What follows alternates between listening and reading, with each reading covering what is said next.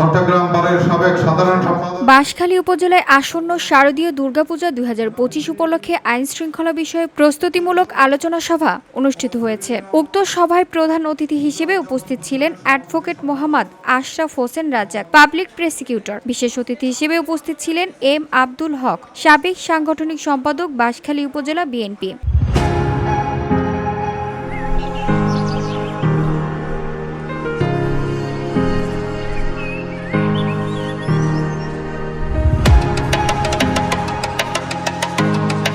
আলোচনা সভায় সভাপতিত্ব করেন ৯ নম্বর ওয়ার্ডের বর্তমান মেম্বার সোহেল ইকবাল আদর। অনুষ্ঠানটি সঞ্চালনা করেন বাঁশখালী উপজেলা বিএনপির সাবেক যুব বিষয়ক সম্পাদক এস এম আব্দুর রশিদ। সভায় উপস্থিত ছিলেন বিভিন্ন ওয়ার্ডের বর্তমান মেম্বার, মহিলা মেম্বার, চম্বল ইউনিয়ন শ্রমিক দলের সদস্য সচিব মোহাম্মদ রহিম, যুবদল নেতা সৈয়দ নূর, ইয়ার মোহাম্মদ ও কায়সার আরিফ সহ অন্যান্য নেতৃবৃন্দ।